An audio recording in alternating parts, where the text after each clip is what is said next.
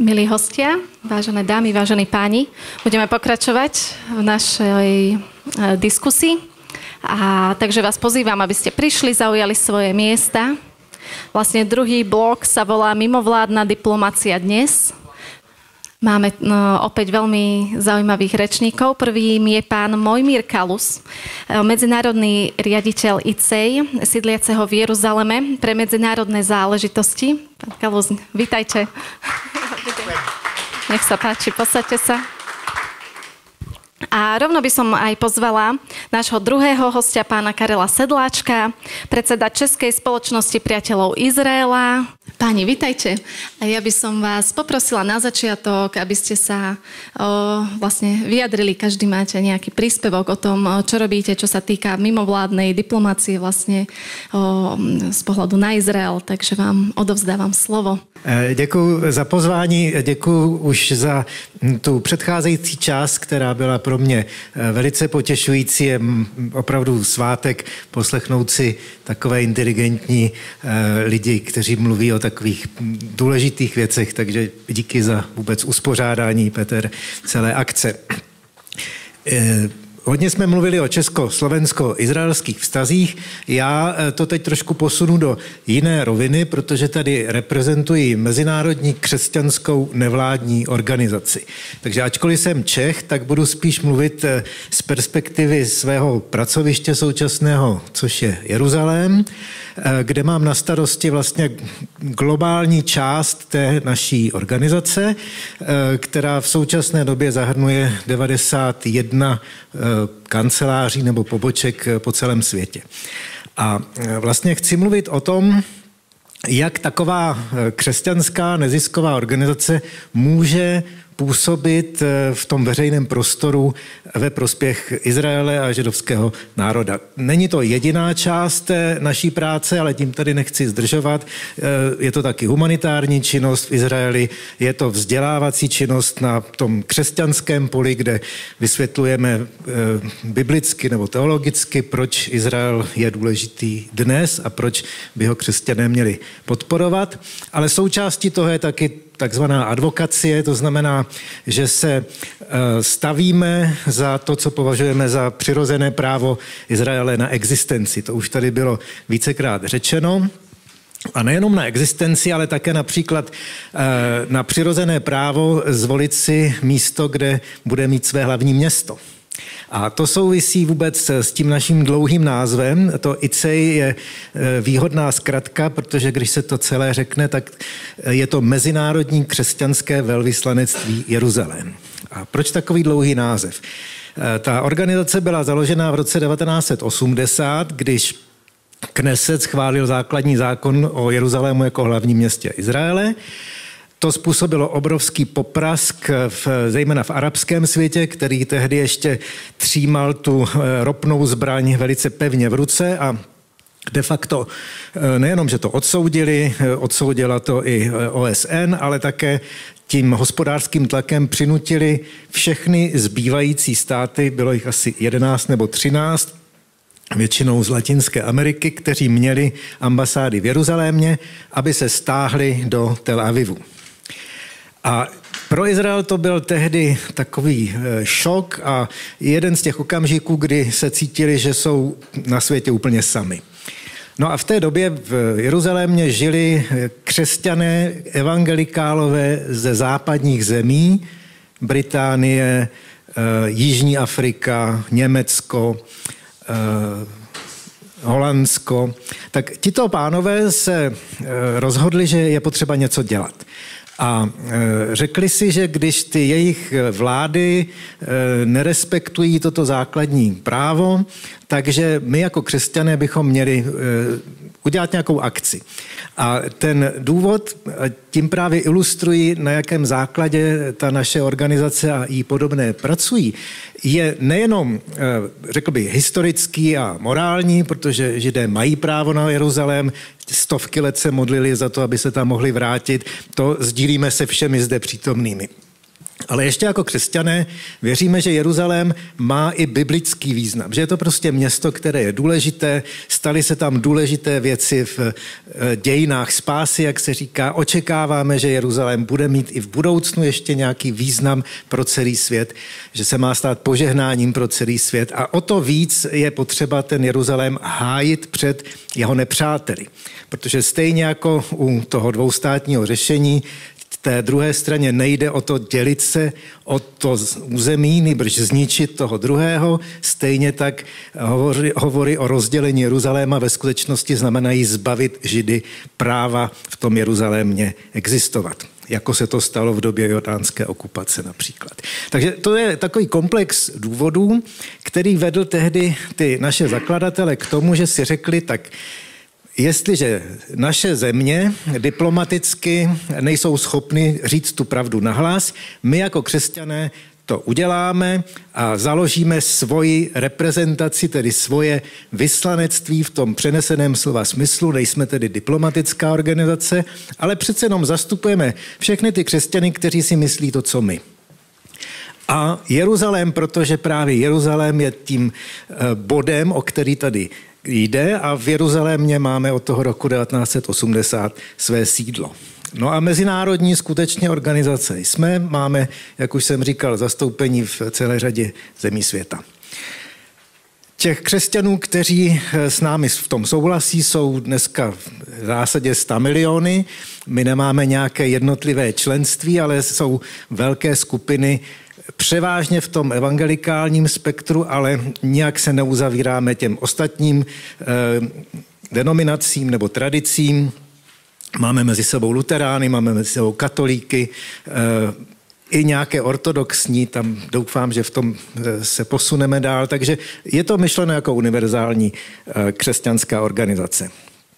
No a protože nám jde o ten Jeruzalém, tak teď první příklad toho, jak ta veřejná diplomacie v našem pojetí může vypadat.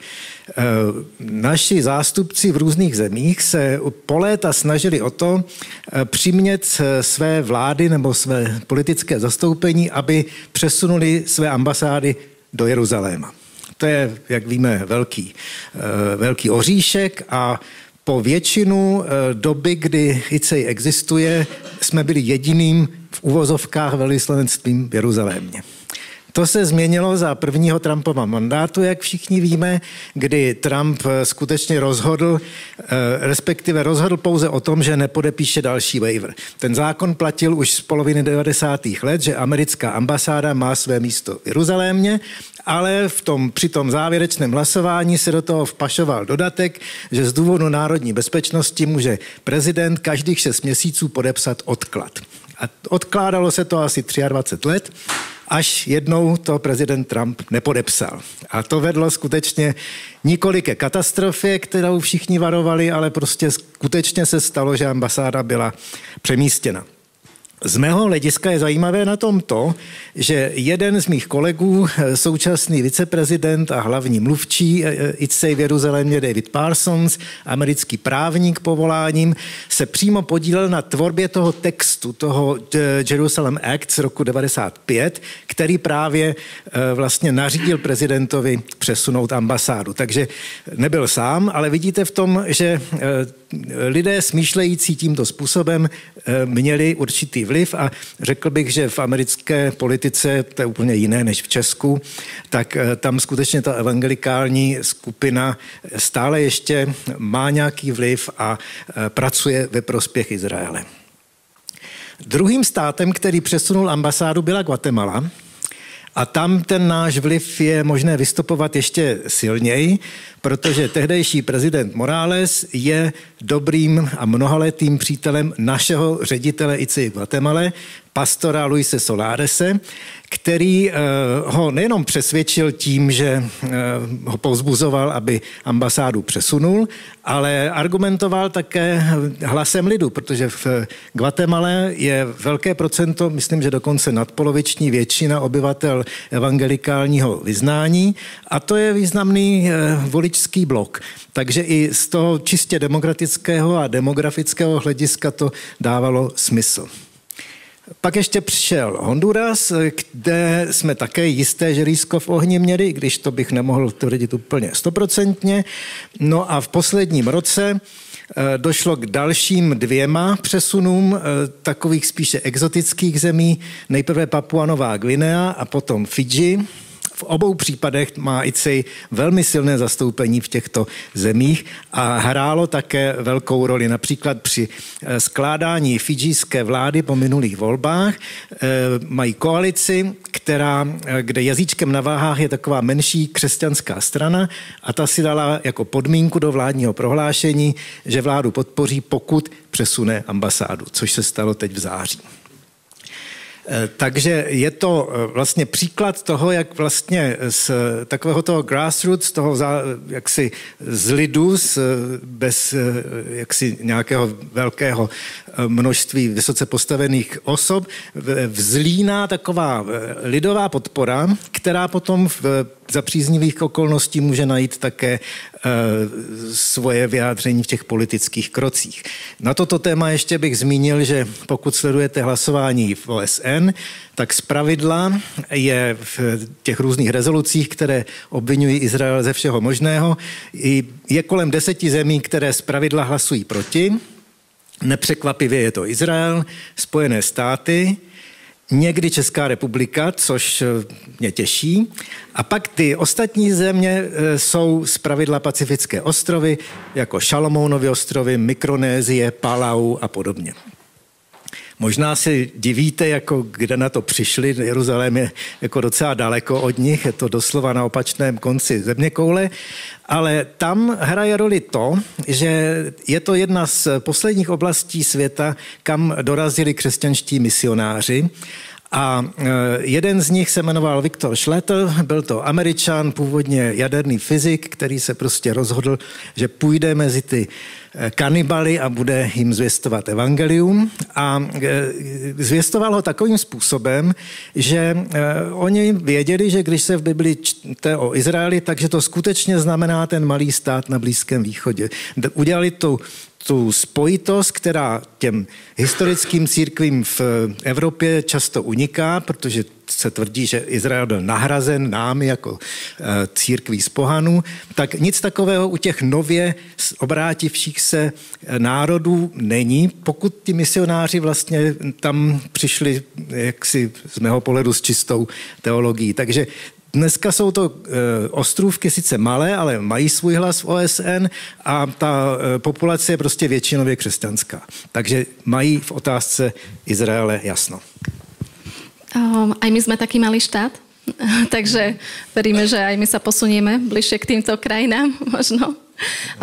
Bude ešte ďalej priestor na otázky z publika, ja sa vás ešte potom budem niečo pýtať, ale možno chcela by som sa, pán Sedláček, vás opýtať. Vy ste bol minulý rok zaradený do rebríčka 50 najvýznamnejších kresťanských spojencov Izraela, ktorý zverejňuje nadácia spojencov Izraela na počesť sviatku Sukot.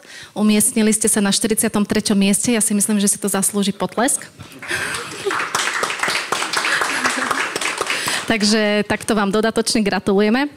A povedzte nám niečo, čo vy robíte, prečo vás vlastne ocenili a vlastne za vašu dlhoročnú prácu, ako sa venujete podpore Izraela. Jo, fungujem? Jo. Děkuju. Za co mě ocenili, nevím. Pro mě to bylo překvapení. Já jsem dostal e-mail od toho ředitele té nadace. Říkal, hele Karle, podívej se. Tak jsem se podíval a tam jsem viděl, že jsem na 43. místě. Asi to bude tím, že Česká republika nějakým způsobem docela výrazně i na tom mezinárodním poli a právě ve smyslu, jak Mojmír říkal, přesun ambasády jsme se nějakým výrazným způsobem profilovali, aspoň tou snahou. A já vám možná o té snaze něco řeknu, protože může to být inspirující a dovolil bych si být jaksi upřímný a odholím vám všechny zákulisí toho, jak to vlastně probíhalo a probíhá v České kotlině. A Ale než se k tomu dostanu, tak já bych vám něco chtěl říct o zvláštních československých, izraelských kořenech a spojitostech. Tak já jsem si během toho našeho povídání zaznamenal 4. Za prvé, k velkému překvapení pana velvyslance, který o tom ještě neví, tak Zevi Boker cestuje do Prahy a 3.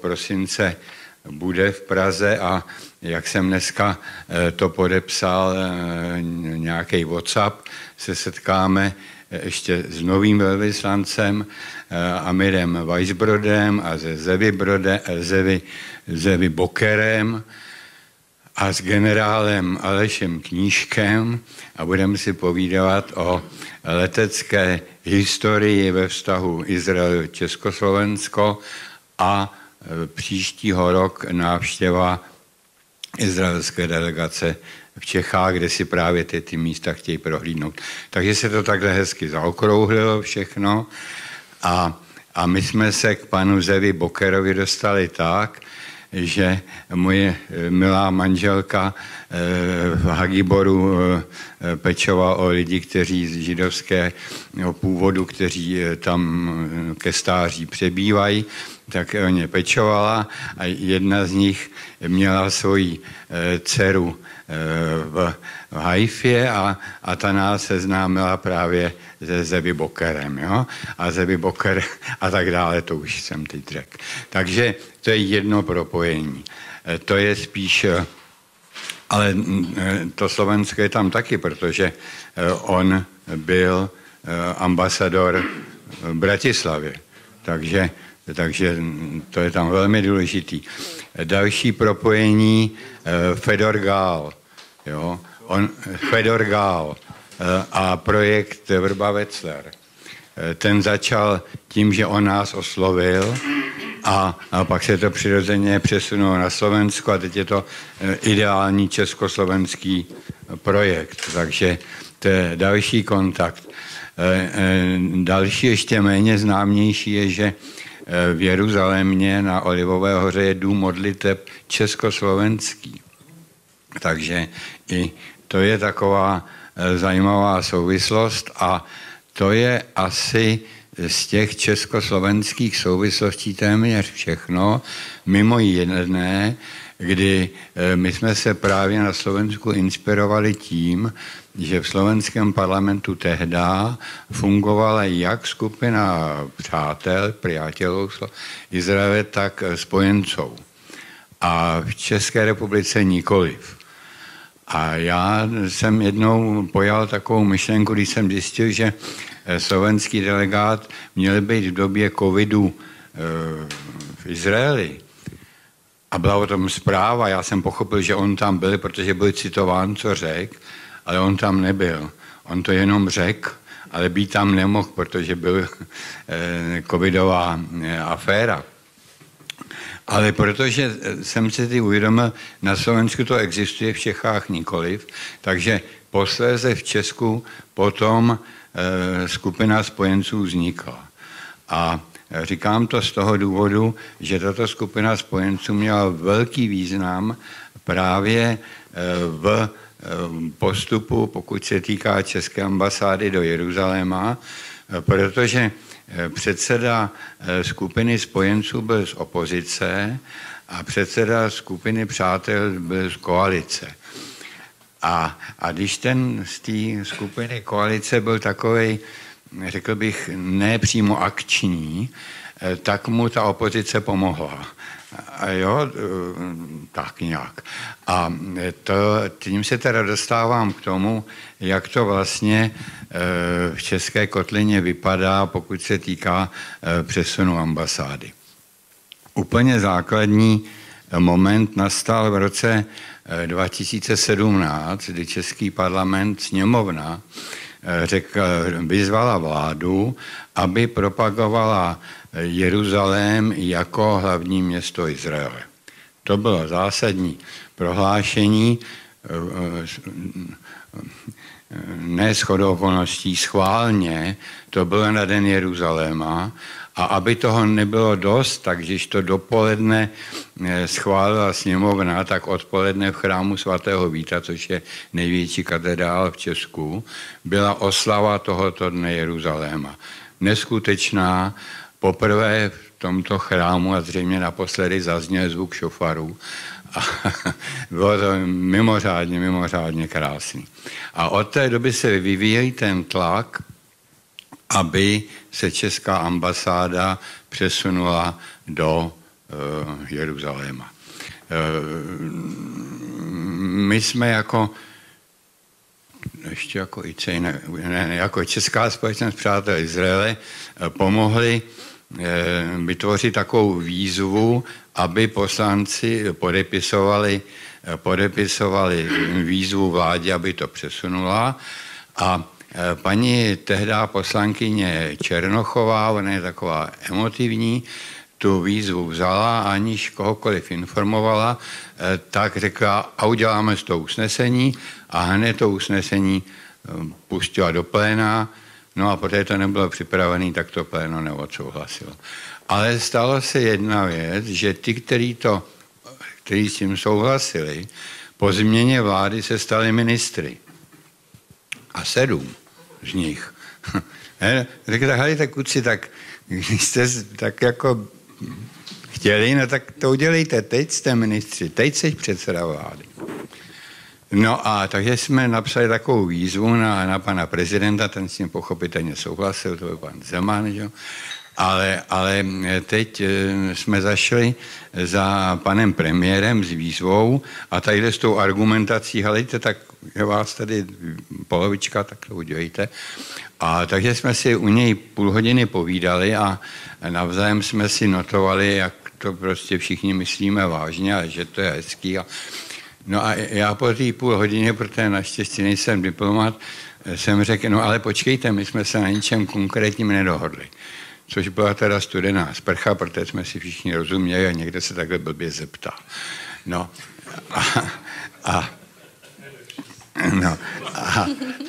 ale tak jako dobře. A když jsme se loučili, tak pan premiér třesa mi pravičí říkal, ale když jsme se konkrétně dohodli. A říkám, aha, no tak já jsem to asi nepochopil, pardon. A tady ty 2 kluci, co byli se mnou, my mu to vysvětlíme, pane premiére, my mu to vysvětlíme, otáhli mě, tak dobře. Tak mi to vysvětlete, já jsem nějaký přiblblej. A říkají, no ale on chce nový usnesení. On chce nový usnesení sněmovny, protože to už je teď nová vláda, že jo, tam to bylo. No, a nastal 7. říjen, to obrovská nechutná masakr a díky bohu my jsme teda byli připraveni na to vítat premiéra Netanyahua a díky Sašo Vondro, který nevím, ještě posloucháš, za tvé slova obdivu k premiérovi Netanyahovi, které sdílíme taky. A my jsme byli připraveni ho i přivítat v Praze a měli jsme připravenou kapelu a ozvučení a oni prostě toho 7. měli přijet, mělo být zasedání vlády společný, český a izraelský. Nám pochopitelně nepřijeli, víme, co se stalo, ale protože jsme měli připravené ozvučení a všechno, jako máme, sice na jiném místě, tak jsme to rychle šoupli na Václavák a bylo za 2 dny už bylo velké shromáždění nebo významné shromáždění na Václaváku. A právě ten předseda té skupiny spojenců tam přišel a přečetl to, co měl připravený, já to zítra dám do sněmovny jako usnesení. A druhý den ve sněmovně vyšlo usnesení, že podporujeme Izrael a tak dále a vyzýváme vládu, aby přesunula ambasádu do Jeruzaléma. Tedy je tam ještě dodatek ve vhodný čas, jo. To se tam bohužel dostalo, ale to byla ja, tak. No ale bylo to jednomyslný. Bylo to jednomyslný hlasování všech 163 poslanců, což jako klobouk dolů. No a tak jsme to zase udělali z toho vízu a šupi to za premiérem, tady už to máte. On říká, jo, je to fajn, jo, dobrý, spousty důvodů, proč to nejde, ale souhlasím. No jo, souhlasil, ale nic neudělal, že? Takže co dál? Takže musíme udělat public diplomacy, veřejnou, musíme tlačit. Takže byl Den Jeruzaléma v Poslanecké sněmovně 28. května tohoto roku a hned den na to se podařilo díky Bohu udělat veřejné slyšení v Senátu, druhý den. A na tom veřejném slyšení byl premiér, ale Saša Vondra taky. A byly tam velmi silný slova na podporu, velmi silný.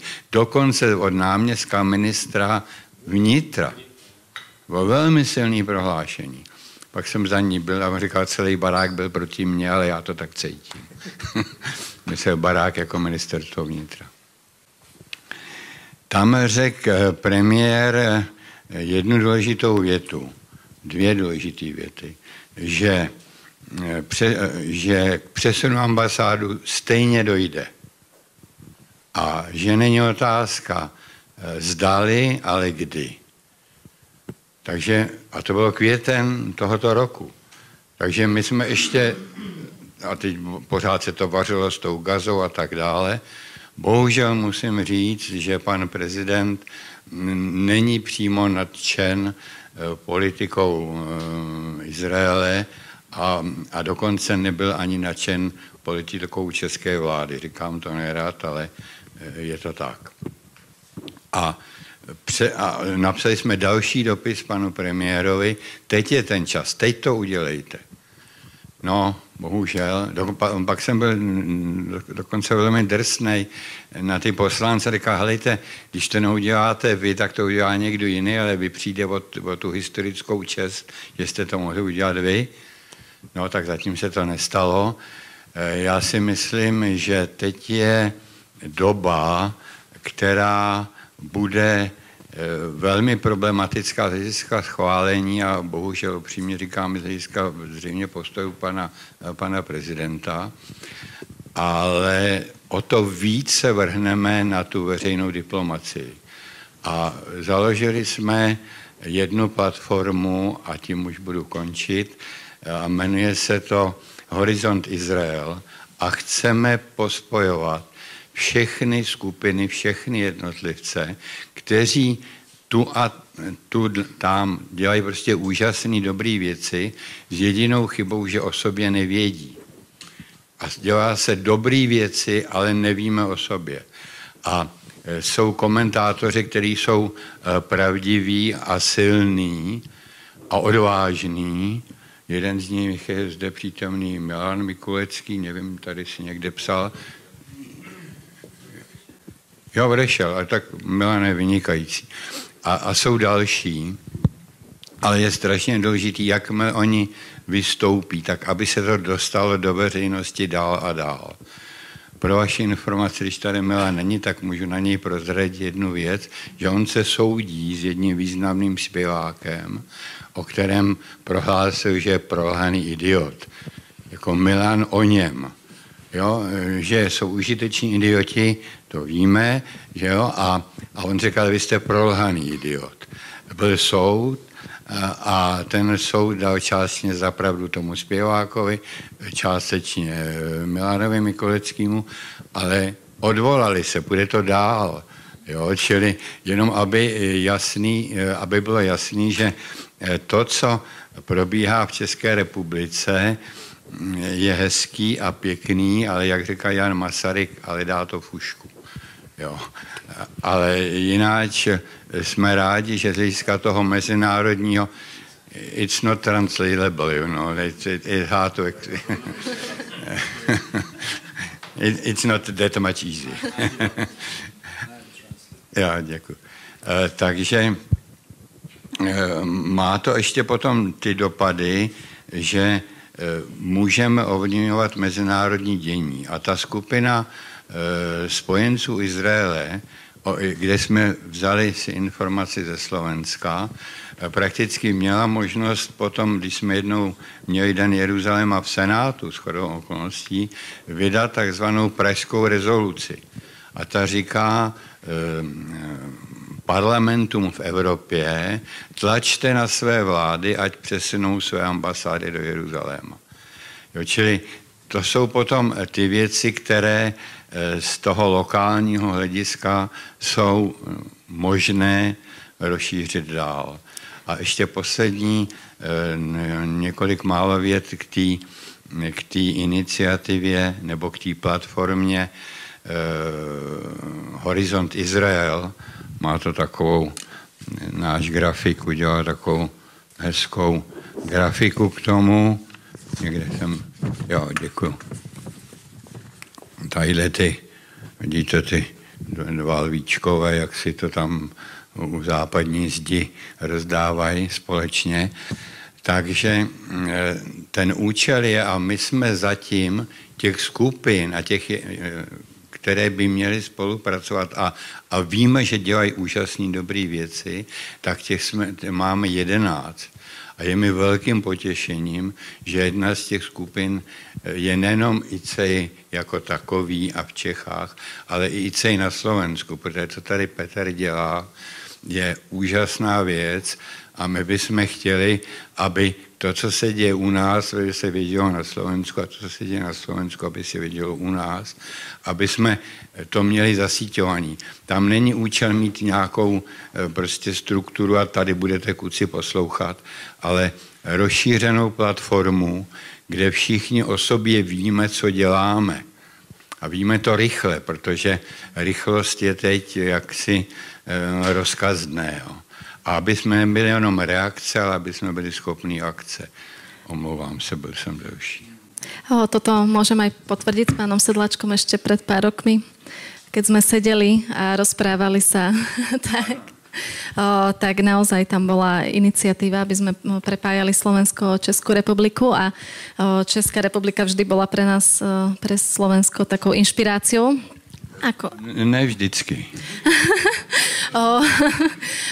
Keď sme sa snažili aj v medziparlamentnej skupine niečo robiť, ale teší ma, že ste poukázal, že aj my sme vás niečím inšpirovali ako Slovensko. Takže ja by som chcela teraz ponúknuť priestor na otázky z publika, ak nejaké sú. Tam máme mikrofón. Ak sa niekto hlási a chcel by sa opýtať, tak je na to priestor. Ak nie, tak ja by som sa opýtala, že kedy sa podarí presunúť tú českú ambasádu? V tomto volebním období. To je otázka na Nobelovu cenu, že?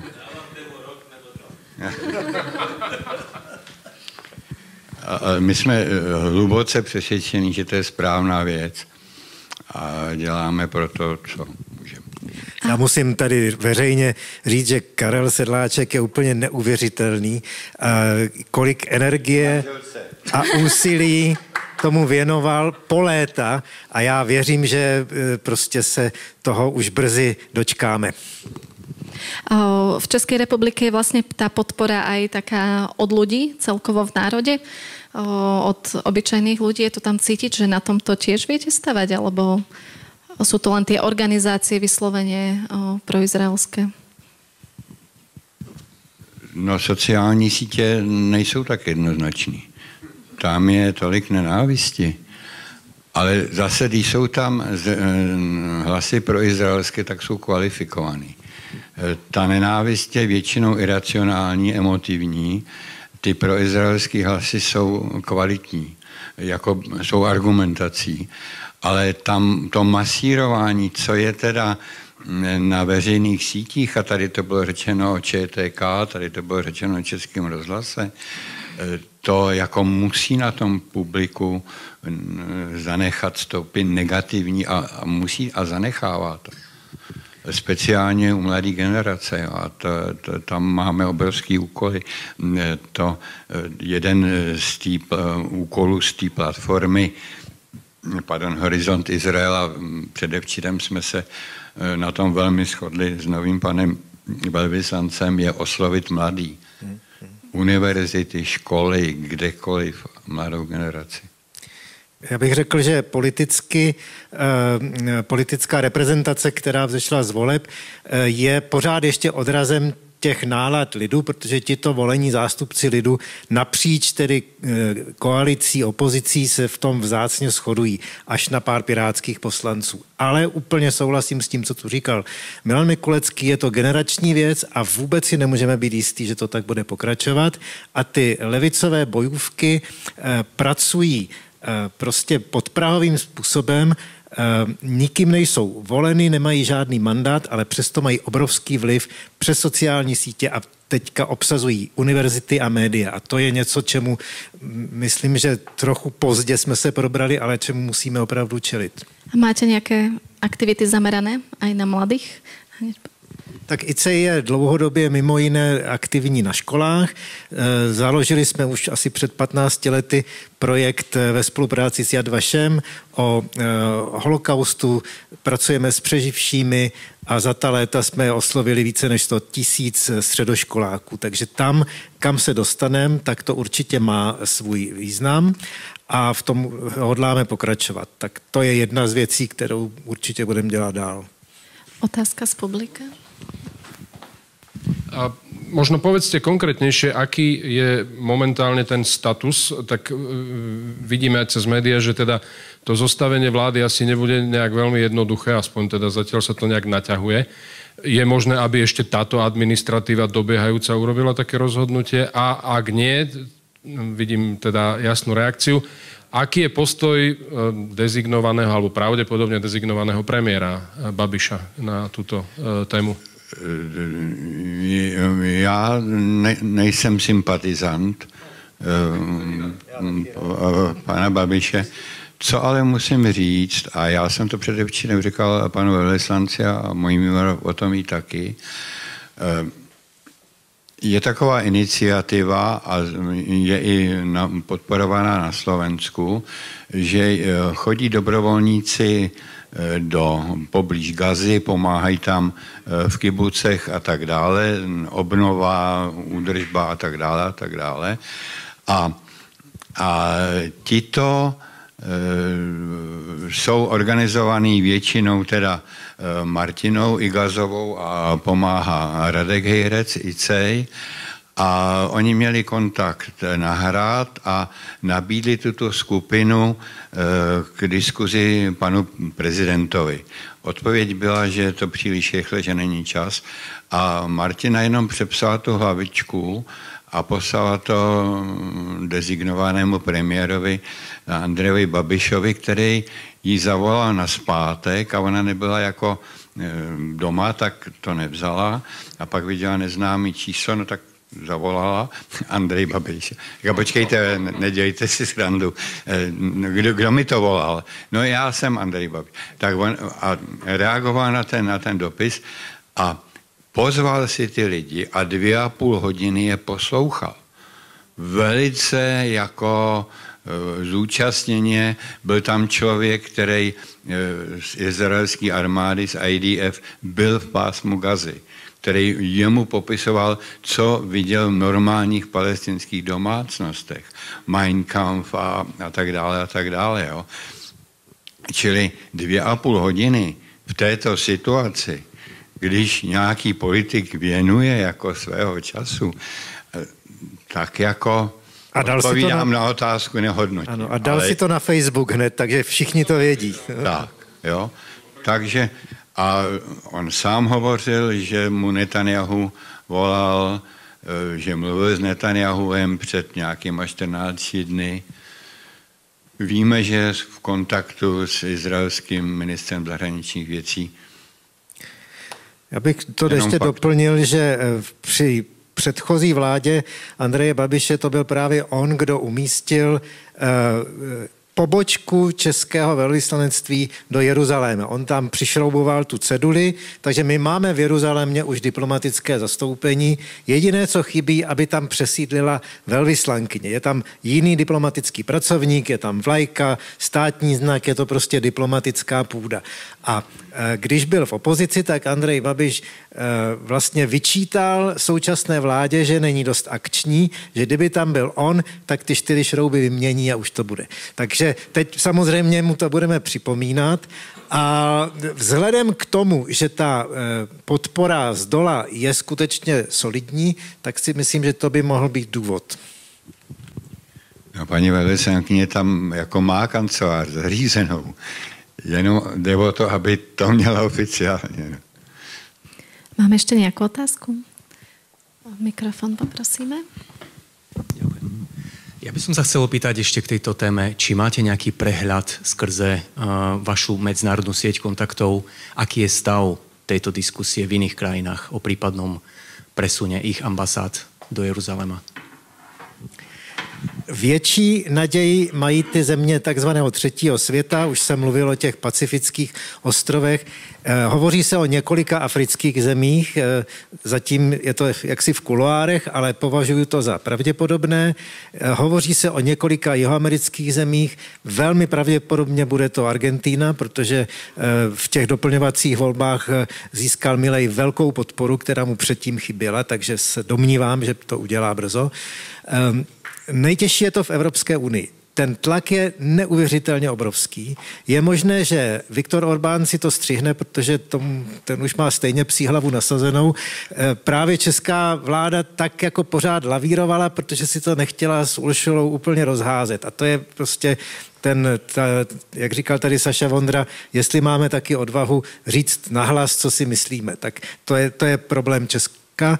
Řekl bych, že v západní Evropě je velmi mizivá šance na něco takového. Možná pokud někdo bude mít tu odvahu a začne, dejme tomu my a Maďarsko, že se pár zemí z toho bývalého východního bloku by taky mohlo připojit. A byla taková vysloveno určité přání, aby jsme nebyli sami. Jo, a to ať si každý vysvětlí, jak uzná za vhodný, ale v tomhletom trendu trošku se snažíme navázat jako s Argentinou spolupráci. Pan velvyslanec v Česku Argentiny je tomu velice nakloněn. 3krát už jsme si povídali. A asi v tom smyslu, že kdybyste chtěli, tak nám to řekněte předem, aby jsme třeba chtěli taky, jo, aby jsme to nějak jako koordinovali. Takže to teď, až ta nová vláda bude, tak v tom se budeme snažit pokračovat. Prostě je pár zemí, které jsou v zásadě připraveny a jak to v diplomacii bývá, čeká se na ten správný okamžik. Dokud se válčilo v Gaze, tak to bylo hodně těžké. Teďka nastalo příměří a prezident Trump má svoje zájmy, takže dá se, jakmile nastane cokoliv, například dohoda se Saudskou Arábií nebo nějaký takový jakoby důvod, tak by bylo dobré do toho okamžitě šlápnout, ale musíme být připraveni, takže tak. No, tohleto se hodně vzpomíná. Jakmile někdo dál přistoupí k abrahamovským dohodám, tak to udělat. A jednu věc bych nerad zapomněl, my jsme se tady mírně zmínili o tom velmi důležitém faktoru, že palestinské děti, nebo teda bydlící, jsou pod obrovským tlakem svého vzdělávacího systému. Upozorňuji, že významnou část jejich učebnic a tak dále platí Evropská unie. Od včerejška mám k dispozici nový rozbor speciální anglický instituce, která se rozborem palestinských učebnic zabývá. Kdybyste kdokoliv chtěl, když jsem dostal ten první rozbor, tu první informaci, je to asi 396 stránek. Říkám, no takovýhle množství nikde neprodám, to je strašně moc, to nikdo nebude číst. Ale naštěstí během několika dalších hodin přišel 5stránkový přehled, co tam je. Jo? Takže kdybyste někdo měl zájem, je to neobyčejně hutný materiál. Ten přehled říká ty základní věci a odkazuje se potom na ten velký materiál, kde jsou všechna dokumentace, snímky těch stránek, přeložený do angličtiny, ale teď není problém to dostat do slovenštiny nebo do češtiny. Takže je to k dispozici. Je to neskutečný materiál, dokazující, jakým strašným způsobem ty děti jsou indoktrinovaný. Z toho nemají víceméně úniku. Ale je to taková nenávist, která, když se do nich zahryzne, tak nevím, kdo by to z nich dostal. Tak jenom, kdybyste někdo měl zájem, je to k dispozici. Ďakujeme veľmi pekne. Vidím, že ešte tak jednu krátku otázku ešte. A k tomu dobre rozumiem, tak už teraz je to len na vláde v Čechách? Už parlament rozhodol, že sa to presídli? No teď už je zase nový parlament. To už je třetí parlament, který ty dva předtím schválili příslušné rezoluce. Nevím, jestli ta vláda, ona to myslím nepotřebuje nutně, jako to byla taková jako pomocná, podpůrná věc, takže jak si, když bude premiér dostatečně razantní a přesvědčí svého ministra zahraničí, který je, vlastně má formálně tu pravomoc to udělat. Ale ano, formálně, ale bude to rozhodnutí vlády. Vláda se odpovídá parlamentu, ale nebylo to usnesení ve smyslu vládo vykonej, ale byla to výzva, aby.